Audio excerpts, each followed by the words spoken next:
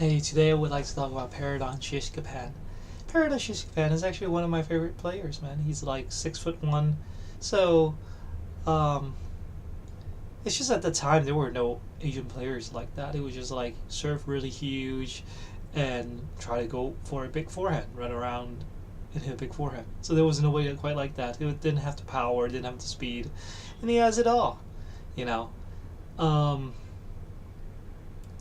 so he was like hanging around in the 50s for the longest time, so people just didn't care about him, and then suddenly he just bursted and started being in the top 30, top 25, and those are the years that actually he became a diplomat, and well, sort of like a diplomat, so get a diplomatic passport, so he could actually go through the passes a little bit easier, and he became a Thai hero, and he actually won some ATP tour events. So that was really huge for Thai, because I think Thai at the time Thailand at the time, the only thing they were pretty good at was Thai boxing. So correct me if I'm wrong.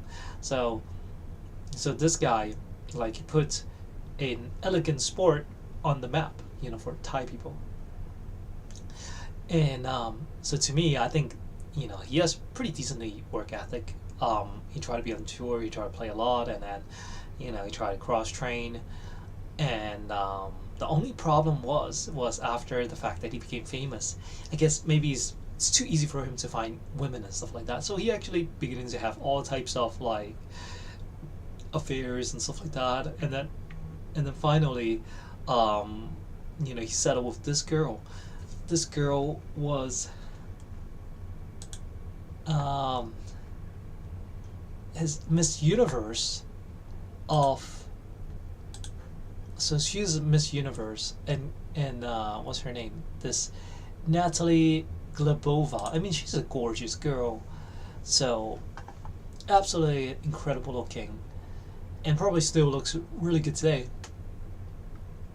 And you're wondering, why would a Thai guy go for a Russian Miss Universe? But I don't know. Maybe he just like her looks.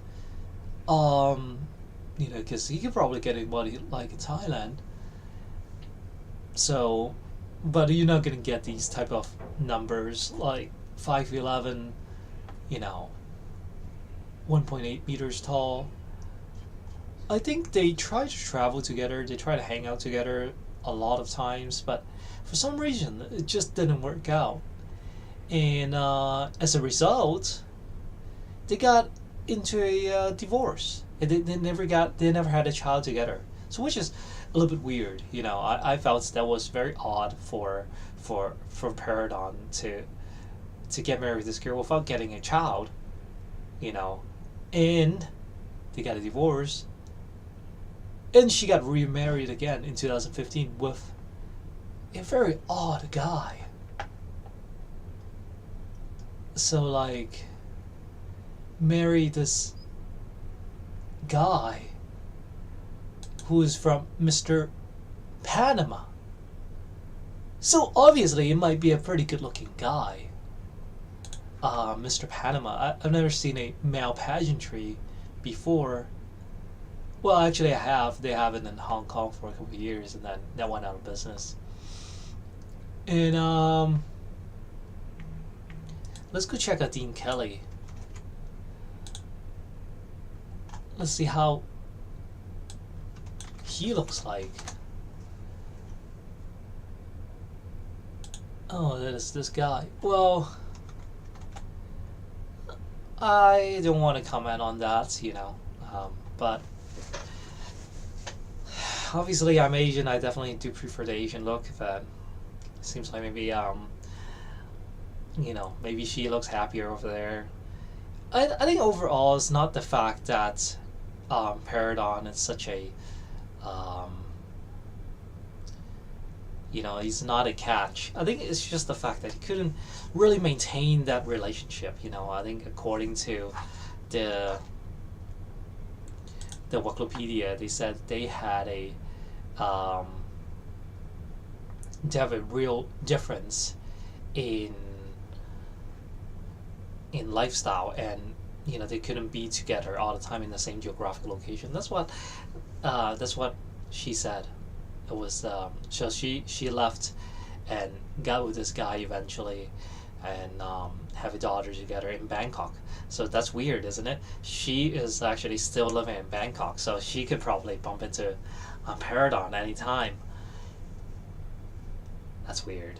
You know what I'm saying? She's Russian, lives in Thailand, and hangs out with Mr. Panama. Um,